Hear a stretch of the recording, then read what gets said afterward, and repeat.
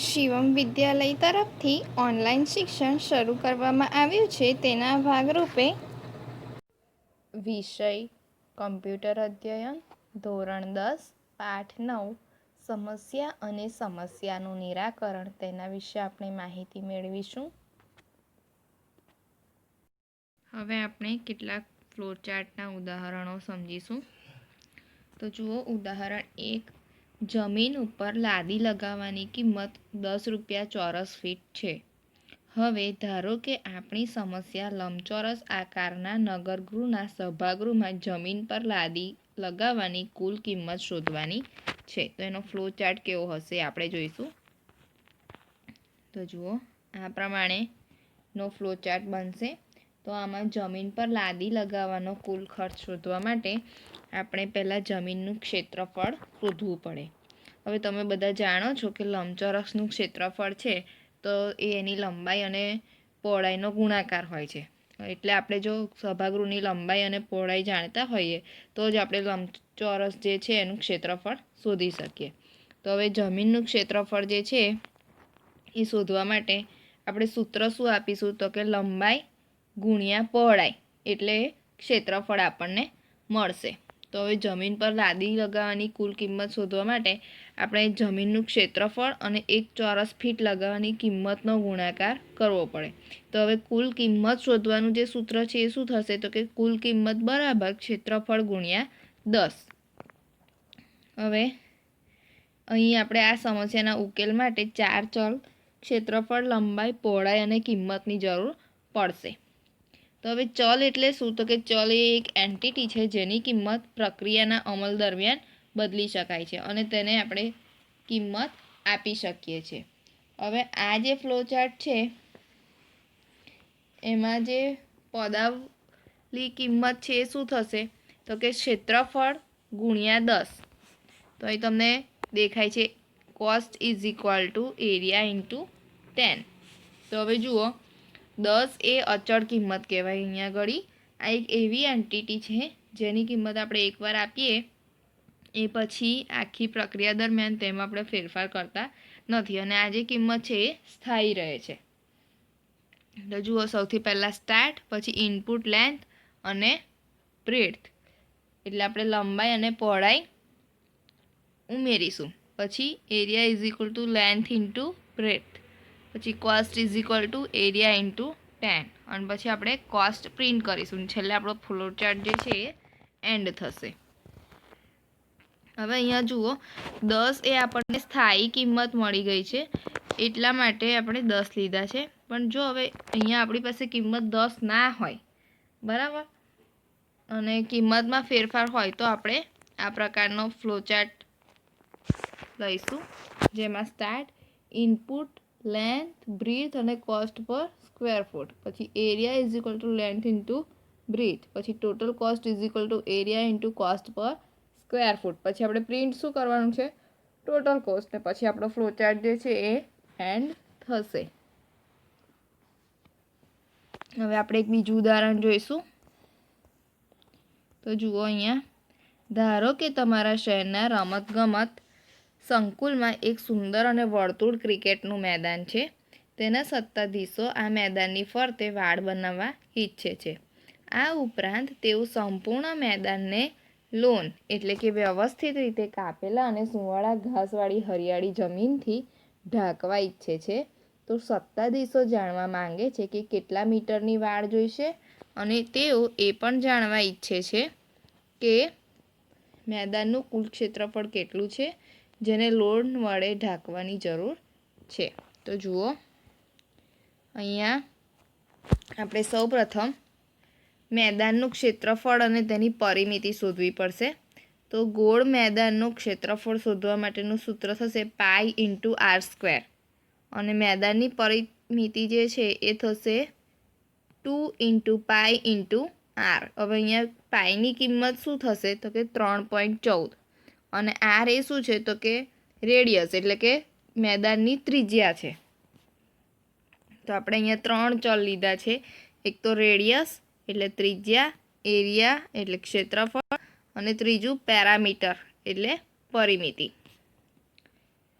તો હવે આપણે સૂત્ર વાપરીશું અહીંયા area is equal two 3 × 4 into radius બરાબર. 3 × 4 એ શું છે તો આપણા પાઈની કિંમત છે. અને પેરામીટર્સ માટે આપણે લઈશું 2 × 3.14 ઇન્ટુ રેડિયસ બરાબર. તો રેડિયસ એ ત્રિજ્યા થશે 2 અને પછી 3.14 જે છે એ પાઈની કિંમત છે.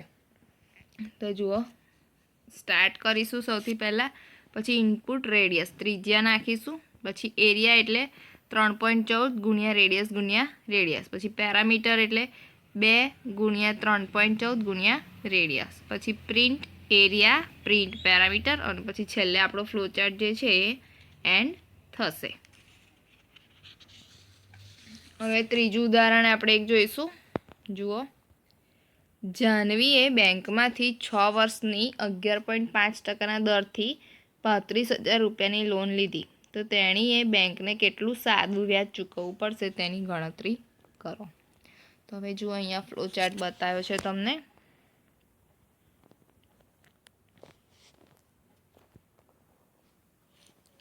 જુઓ હવે લોન જે છે એ મુદ્દલ એને આપણે પી તરીકે ઓળખીશું, વ્યાજનો દર છે એને આર તરીકે ઓળખીશું, અને એન એ વર્ષ માટે વપરાય છે, જ્યારે આઈ જે છે એ ગણતરી માટેનું સૂત્ર છે. તો હવે આપણું સૂત્ર થશે I is equal to P into R into N divide by 100. તો આ માટે આપણે 4 ચલ લીધા છે, આઈ, પી, આર અને એન. હવે અચળ કિંમત 100ની જરૂર પણ પડશે. તો જુઓ સૌથી પહેલાં આપણે ફ્લોચાર્ટ સ્ટાર્ટ કર્યો. ઇનપુટ ચલ PRN, I is equal to P into R into N divide by 100. પછી પ્રિન્ટ શું કરાવીશું આપણે આઈ, અને પછી આપણે એન્ડ કરીશું આપણો પ્રોગ્રામ. હવે જુઓ અહીંયા છે, ધારો કે 2 વિદ્યાર્થીઓમાંથી તમારે નાની ઉંમરનો વિદ્યાર્થી શોધવો છે. તો આ કિસ્સામાં વિદ્યાર્થીની ઉંમર એ નિવેશ હશે. હવે આપણી પાસે 2 વિદ્યાર્થી છે, તો એકને આપણે લઈશું એજ 1 અને બીજાને લઈશું એજ 2. તો હવે એજ 1 અને એજ 2 છે એની આપણે સરખામણી કરવી પડશે કે કયો મોટો છે કે કયો નાનો છે, કે બંને સરખા છે, આપણે સરખામણી કરવી પડશે. તો આપણે ફ્લોચાર્ટ જુઓ. Start input age of first student, call it age 1. Input age of second student, call it age 2. બરાબર, 2 વિદ્યાર્થીઓની સંખ્યા આપણે નાખવાની છે. પછી કમ્પેરિઝન કરવાની છે કે કમ્પેર, અહીંયા જુઓ ડાયમંડ નામનું આપણે ચિત્ર લીધું છે, હીરાનું ચિત્ર. Compare age 1 and age 2. હવે આ બંનેની આપણે સરખામણી કરવાની છે. સરખામણીમાં પહેલું શું થશે તો કે એજ 1 ગ્રેટર ધેન એજ 2, એટલે કે એજ 1નો જે છોકરો છે એ એજ 2 કરતાં મોટો છે. પછી બીજી કન્ડિશન જુઓ, એજ 1 ઇઝ ઇક્વલ ટુ એજ 2, એટલે એજ 1 અને એજ 2 છે એ બંને સરખા છે. અને ત્રીજું છે એજ 1 લેસ ધેન એજ 2, એટલે શું થશે તો કે પહેલો જે છોકરો છે એ બીજા છોકરા કરતાં નાનો છે. તો જુઓ જે છોકરો નાનો છે એનું શું આવશે તો કે પ્રિન્ટ કરાવીશું આપણે, print first student is youngest. પછી બંને બરાબર હશે તો બોથ સ્ટુડન્ટ્સ હેવ સેમ એજ. અને ત્રીજું છે કે પહેલો સ્ટુડન્ટ મોટો હશે તો print second student is youngest. અને પછી આપણું ફ્લોચાર્ટ જે છે એ એન્ડ થશે. હવે તમારે અહીંયા એક વસ્તુ યાદ રાખવાની છે કે આપણે જ્યારે ડાયમંડનો યુઝ કરીએ છીએ ત્યારે એના ઇનપુટમાં એક જ તીર હોય છે, પણ એના આઉટપુટ જ્યારે બહાર નીકળે છે બરાબર, ત્યારે ઘણા બધા તીર એમાંથી બહાર નીકળી શકે છે. હવે જુઓ 5મું ઉદાહરણ છે. આપણે 3 વિદ્યાર્થીઓમાંથી સૌથી નાનો વિદ્યાર્થી શોધવાનો પ્રયત્ન કરીએ. તો હવે આપણે 3 વિદ્યાર્થી એટલે એજ 1, એજ 2 અને એજ 3 લેવી પડશે. પછી આપણે સરખામણી કરવાની છે કે એજ 1 અને એજ 2ની પહેલાં સરખામણી કરીશું. પછી એમાં જો એજ 1ની કિંમત એજ 2 કરતાં ઓછી હશે તો આપણે એજ 1 અને એજ 3ની સરખામણી કરીશું. અને પછી જો એજ 1 એ એજ 3 કરતાં ઓછી હશે તો પહેલો વિદ્યાર્થી નાનામાં નાનો છે એવું ખબર પડશે. પણ જો એજ 2 એ એજ 1 કરતાં ઓછી હોય તો એજ 2 અને એજ 3ને સરખાવીશું, અને જો એજ 2 અને એજ 3 કરતાં ઓછી હોય તો બીજો વિદ્યાર્થી નાનામાં નાનો છે. આ સિવાય ત્રીજો વિદ્યાર્થી નાનામાં નાનો છે એવું આપણે દર્શાવીશું. તો અહીંયા જુઓ ફ્લો ચાર્ટ. તો સૌથી પહેલાં શું આવે છે? Start input age of first student, call it age 1. Input age of second student, call it age 2. Input age of third student, call it age 3. હવે ફરીથી કમ્પેરિઝન. તો કમ્પેરિઝન પહેલાં આપણે કોની કરવાની છે? 1 અને 2ની. તો કમ્પેર એજ 1 અને એજ 2. તો હવે એમાં શું થશે જુઓ. તો કે કમ્પેરિઝનમાં એજ 1 લેસ ધેન એજ 2 એક આ થશે, એટલે કે એજ 1 જે છે એ નાના છે એજ 2 કરતાં. પછી બીજી કમ્પેરિઝન છે એજ 1 ગ્રેટર ધેન એજ 2, એટલે કે એજ 1 મોટા છે એજ 2 કરતાં. અને ત્રીજી કમ્પેરિઝન થશે એજ 1 ઇઝ ઇક્વલ ટુ એજ 2. હવે જો એજ 1 નાના હોય એજ 2 કરતાં તો આપણે સરખામણી કોની કરીશું? એજ 1 અને એજ 3ની. કે એજ 1 અને એજ 3ની સરખામણી કરીએ તો એજ 1 નાના હોય તો શું લખીશું? તો કે આપણે લખીશું print first student is youngest. પણ એજ 1 નાના ના હોય તો આપણે ફરી પાછું શું કરીશું? અહીંયા કમ્પેરિઝન માટે આપણું બોક્સ આગળ જશે કે એજ 1 ગ્રેટર ધેન એજ 2 પાસે, અને અહીંયા એજ 1 ઇઝ ઇક્વલ ટુ એજ 2 છે. પછી આપણે ત્રીજા નંબર સાથે પણ એજ 1ને સરખાઈશું. તો એજ 1 ઇઝ ઇક્વલ ટુ એજ 3. તો એ જો કન્ડિશન સાચી હશે તો શું આપણે આગળ કરીશું? Yes all students have same age. પણ જો નહીં હોય તો પાછું એજ 1 ગ્રેટર ધેન એજ 2 પર આવશે. પછી આપણે એજ 2 લેસ ધેન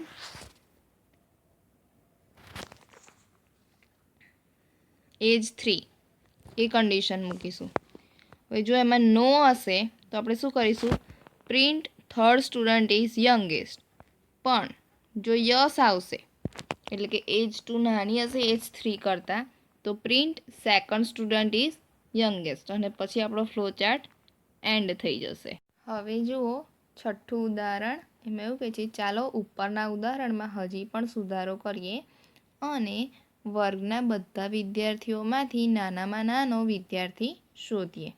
તો હવે એમાં પગલાં આપ્યા છે. જુઓ, પહેલો વિદ્યાર્થી લો અને તેની કોઈ પણ ઉંમર હોય, ધારો કે તે મિનિમમ છે. ત્યાર પછી શું કરવાનું છે? તો કે બીજો વિદ્યાર્થી પસંદ કરો અને તેની ઉંમર મિનિમમ જણાવેલ છે તેની સાથે સરખાવો. ત્યાર પછી ત્રીજું પગલું છે, જો નવા વિદ્યાર્થીની ઉંમર ઓછી હોય તો તેની ઉંમરને આપણે મિનિમમ બનાવીશું, અને જે પહેલો વિદ્યાર્થી લીધો હતો એની ઉંમર આપણે રદ કરી દેવાની છે. ત્યાર પછી એ બંને વિદ્યાર્થીની ઉંમર એક સરખી હોય તો નવા વિદ્યાર્થીની ઉંમરની અવગણના કરવામાં આવશે, અને અગાઉ જે વિદ્યાર્થી આપણે લીધો હતો એની ઉંમર હજી પણ મિનિમમ છે. હવે આપણે પગલું 3 અને પગલું 4 જે છે એનું પુનરાવર્તન ચાલુ રાખવાનું છે જ્યાં સુધી બધા વિદ્યાર્થીઓમાંથી આપણને નાનામાં નાનો વિદ્યાર્થી છે એ મળી ન જાય ત્યાં સુધી. હવે જુઓ, જ્યારે અમુક વિધાનોને એક કરતાં વધારે વખત પુનરાવર્તિત કરવામાં આવે ત્યારે તેને લૂપ કહેવામાં આવે છે. હવે અહીંયા જુઓ ફ્લો ચાર્ટ. સ્ટાર્ટ પછી શું કરીશું? તો કે input total number of student, call it max number. પછી કાઉન્ટ ઇઝ ઇક્વલ ટુ આપણે 1 લઈશું. Input age of a student, call it age. બરાબર. હવે આપણે કન્ડિશન મૂકીશું. Count is equal to 1. Count is equal to 1 હોય તો કે minimum is equal to age, અને ના હોય તો કે એજ લેસ ધેન મિનિમમ. હવે એમાં પણ કન્ડિશન આવી કે એજ લેસ ધેન મિનિમમ છે તો આપણે શું લઈશું તો કે minimum is equal to age. પણ જો ના હોય તો કે આપણે જે કાઉન્ટ છે એ is equal to count plus 1, અને આ બાજુથી પણ જો આપણું કન્ડિશન યસ થઈ છે તો minimum is equal to age છે તો એમાં પણ count is equal to count plus 1. હવે આપણે ફરી પાછી કન્ડિશન મૂકવાની છે, count less than equal to max number. જો એ યસ હશે તો આપણું જે કન્ડિશન સાચી થશે તો ફરી પાછું અહીંયા કાઉન્ટ ઇઝ ઇક્વલ ટુ 1 પર આવી જશે, અને જો ન હોય તો આપણે પ્રિન્ટ મિનિમમ કરાવીશું અને પછી આપણો ફ્લોચાર્ટ જે છે એ એન્ડ થઈ જશે. હવે જુઓ 7મું ઉદાહરણ. ચાલો હવે આપણે એક ગણિતનો પ્રશ્ન ઉકેલવાનો છે. ધારો કે આપણે પહેલી 50 એકી સંખ્યાનો સરવાળો કરવા ઈચ્છીએ છીએ, એટલે કે આપણે 1, 3, 5, 7, 99નો સરવાળો કરવા ઈચ્છીએ છીએ. તો શું કરવાનું છે તો જુઓ એનો ફ્લોચાર્ટ પહેલાં.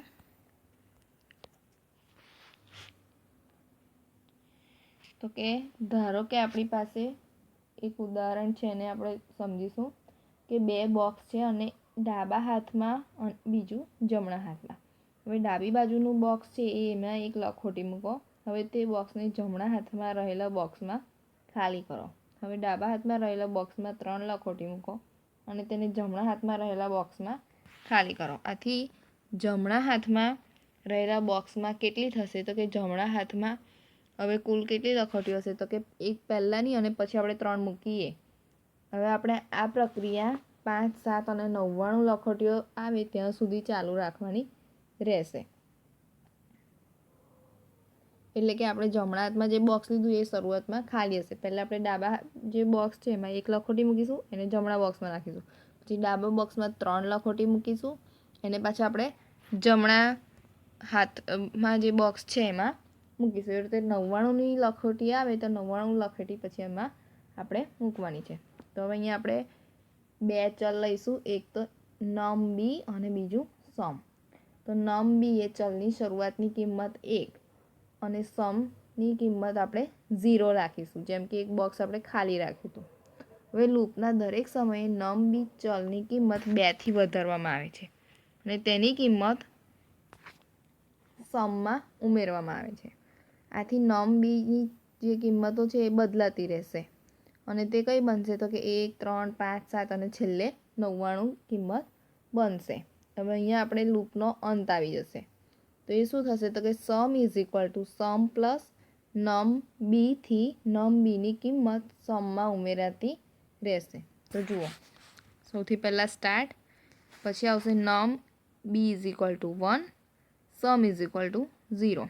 પછી આપણે સમ ઇઝ ઇક્વલ ટુ લૂપનો અંત આવે ત્યાં સુધી sum plus num B is equal to num B plus 2. હવે અહીંયા condition is num B less than 100. હવે જો નમ બી 100 કરતાં નાના હોય એ વિધાન સાચું હોય તો આપણું ફ્લોચાર્ટ અહીંયા ઉપર આવી જશે, num B is equal to 1, sum is equal to 0 પછી. અને જો એ કન્ડિશન ખોટી છે તો આપણે શું કરીશું, print sum is equal to sum, અને પછી આપણો ફ્લોચાર્ટ એન્ડ થઈ જશે. હવે જુઓ આપણે 2 ચલની કિંમતની અદલા બદલી કરવાની છે, એની આપણે જુદી જુદી રીતો જોવાની છે. તો જુઓ એમાં શું કહે છે તો કે 2 ચલ એ અને બી લો. હવે આપણે 2 ચલ છે, હવે આપણે બદલવું હોય તો આપણે એક ત્રીજા ચલની કિંમતની જરૂર પડે કે આપણે એની કિંમત બીમાં નાખીએ, બીની કિંમત સીમાં નાખીએ અને પછી સીની કિંમત જે છે એ આપણે એમાં નાખીએ. તો આપણે આ ઉદાહરણ 2 રીતે થાય છે. જુઓ પહેલાં આપણે 3 ચલનો ઉપયોગ કરીને. તો start print give 2 values, input A અને બી. હવે C is equal to A is equal to B is equal to C, અને પછી પ્રિન્ટ એ બી અને એન્ડ. પણ હવે આપણે સી નામનો ચલ નથી જોઈતો તો આપણે શું કરીશું, તો એમાં જુઓ આ બીજું ફ્લોચાર્ટ આપ્યો છે. તો કે start print give two values. ત્યાર પછી input A B, A is equal to A plus B, B is equal to A minus B અને A is equal to A minus B. પછી પ્રિન્ટ એ બી અને છેલ્લે એન્ડ. હવે આપણે ફ્લોચાર્ટના ફાયદા અને ગેરફાયદાઓ સમજવાના છે. તો હવે એના કેટલાક ફાયદા છે એવી એની કેટલીક મર્યાદાઓ પણ છે. તો જુઓ, સૌથી પહેલાં ફ્લોચાર્ટના ફાયદા. તો તે સમસ્યાનો ઉકેલ ચિત્રાત્મક સ્વરૂપે રજૂ કરતો હોવાથી સમજવો ખૂબ સરળ છે. તે કોમ્પ્યુટરની સૂચનાઓ લખવામાં ખૂબ જ અનુકૂળ મદદ પૂરી પાડે છે.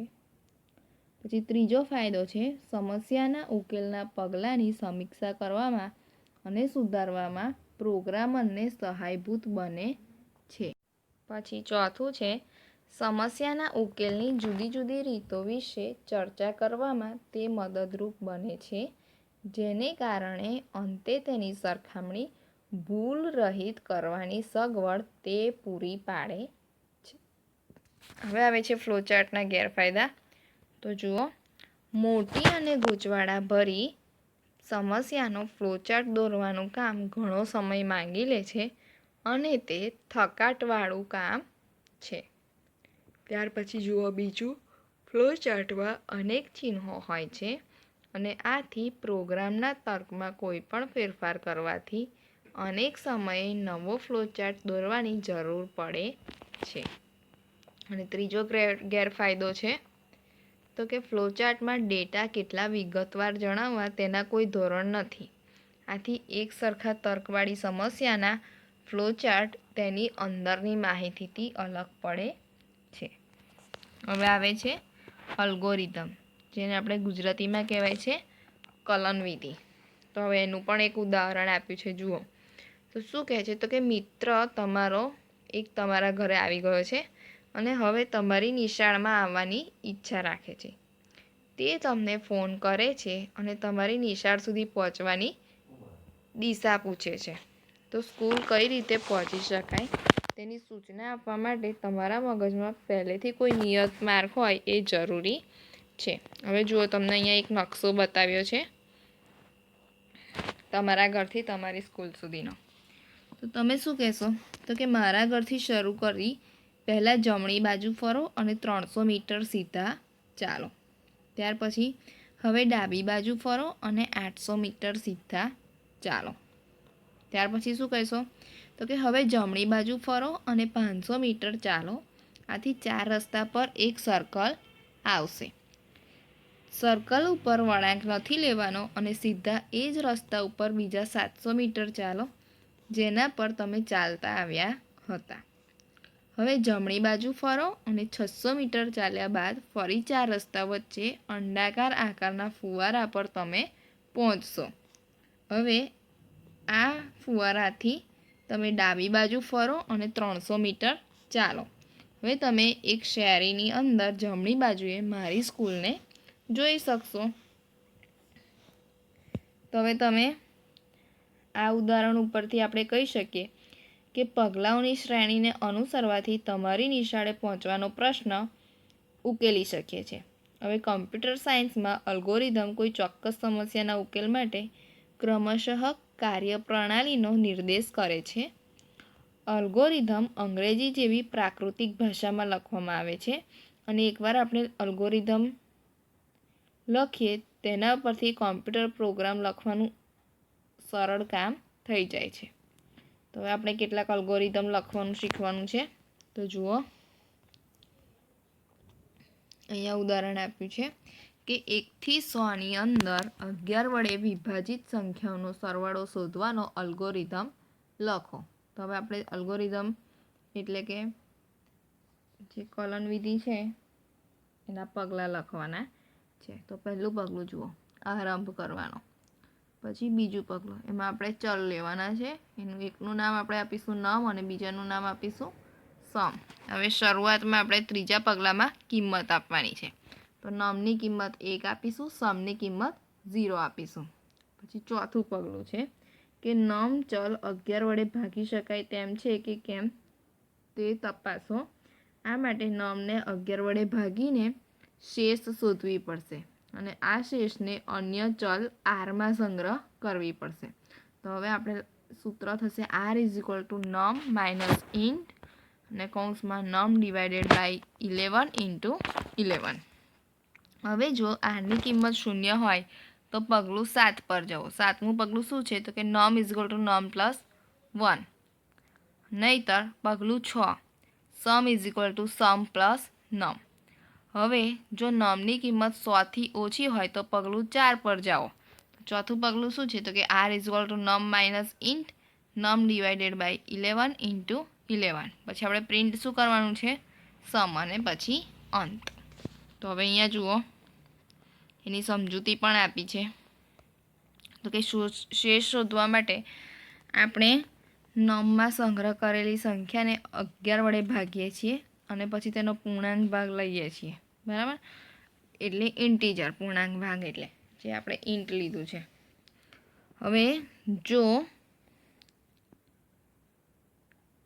નમની કિંમત 39 હોય તો તેને 11 વડે ભાગવાથી આપણને જવાબ શું મળે છે? તો કે 3.54545455. જો જવાબનો ગુણાકાર આપણે કરીશું તો આપણને જવાબ શું આવશે? 33. અને જો 33ને મૂળ સંખ્યા 39માંથી બાદ કરવામાં આવે તો આપણને કિંમત 6 મળે. હવે આ જે 6 છે એ શેષ છે. હવે જે આ ઇન્ટ નામની પ્રક્રિયા જે છે એ સંખ્યાનો પૂર્ણાંક ભાગ આપે છે, જેની આપણે ધારણા કરેલી હોય છે. હવે પગલાં 1 થી 4 જાતે સમજૂતી આપે તેવા છે અને પગલું 5 ઉપર આવેલી તકનીક વાપરીને શેષની કિંમત આપણે તપાસે છે. જો શેષ 0 હોય તો નમની કિંમત 11 વડે વિભાજિત નથી અને આપણે તે પછીની સંખ્યા લઈશું. પણ જો નમની કિંમત 11 વડે વિભાજિત હોય તો આપણે પગલાં 6 ઉપર જવાનું અને આપણે નમની કિંમત સમમાં ઉમેરવાની અને પછી પગલાં 7નો અમલ કરવાનો. હવે પગલાં 8માં આપણે નમ કિંમત 100 છે કે ઓછી તેની તપાસ કરવાની અને આ તપાસ લૂપની બહાર નીકળવા માટે આપણે કરીશું. આપણે આ રીતે જ્યાં સુધી નમની કિંમત 100 કરતાં ઓછી હશે ત્યાં સુધી ઉપરની જે ક્રિયાઓ છે એ ચાલુ રાખીશું અને છેલ્લે આપણે સમની કિંમત છાપીશું. હવે જુઓ, બીજું એક ઉદાહરણ છે. અહીંયા આપેલી મુદ્દલ રકમ, સમયગાળો અને વ્યાજનો દર પરથી વાર્ષિક વ્યાજ ગણવામાં આવે ત્યારે ચક્રવૃદ્ધિ વ્યાજની ગણતરી કરવા માટેનો અલ્ગોરિધમ લખો. હવે ચક્રવૃદ્ધિ વ્યાજ છે એની ગણતરી કરવા માટેનું સૂત્ર શું છે? તો કે CI બરાબર P ગુણ્યા 1 વત્તા R ભાગ્યા 100 ઓછા P. તો જુઓ, P એ શું છે? તો કે મુદ્દલ રકમ, R વ્યાજનો દર અને N છે વર્ષનો સમયગાળો. તો જુઓ, પહેલું પગલું શું છે? તો કે આરંભ. બીજું પગલું શું છે? તો કે ચલ આપણે લેવાના કયા? તો કે PNR અને CI. ત્યાર પછી ત્રીજું પગલું PNRની કિંમત આપવાની. હવે આપણે સૂત્ર વાપરવાનું છે ચક્રવૃદ્ધિ વ્યાજનું. CI બરાબર P ગુણ્યા કૌંસમાં 1 વત્તા R ભાગ્યા 100 N અને ઓછા P. પછી આપણે શું કરવાનું છે? પ્રિન્ટ કરવાનું છે CI અને છેલ્લે આપણા ફ્લોચાર્ટનો અંત. હવે ત્રીજું એક ઉદાહરણ જુઓ. કોઈ કર્મચારીના કામના કલાકોના આધારે અઠવાડિક પગાર શોધો. આ પ્રશ્નના જવાબમાં આપણે કર્મચારીને કલાકનો કેટલો પગાર ચૂકવાય છે તે જાણવું પડે. તો જુઓ, અઠવાડિક પગાર ચૂકવવા માટે આપણે 2 કિંમતના ઇનપુટ લેવા પડે. તો એમાં છે કર્મચારીએ કેટલા કલાક કામ કર્યું તે અને દરેક કલાકનો પગાર. તો જુઓ, આરંભ, પછી 3 ચલ નંબર ઓફ અવર્સ વર્કડ, પછી છે પે પર અવર્સ અને ત્રીજું છે વીકલી પે. આ 3 ચલ આપણે લીધા છે. હવે શું કરવાનું છે? તો કે નંબર ઓફ અવર્સ વર્ક અને પે પર અવરની આપણે કિંમત આપવાની છે અને આપણે સૂત્ર વાપરી અને ગણતરી કરવાની છે. Weekly pay is equal two number of hours worked into pay પર અવર્સ. બરાબર? એટલે કેટલા કલાક કામ કર્યું અને કલાક પ્રમાણેનો પે કેટલો છે તે. પછી 5મું પગલું જુઓ, ચલ વીકલી પેમાં સંગ્રહ કરેલી કિંમતને છાપો. એટલે વીકલી પે જે છે એ આપણે પ્રિન્ટ કરાવવાનું છે અને છેલ્લે આપણો જે ફ્લોચાર્ટ છે અલ્ગોરિધમ એ અંત થઈ જશે, એન્ડ આવી જશે. તો તમારો જે આ ચેપ્ટર 9 છે એ અહીંયા પૂરું થાય છે.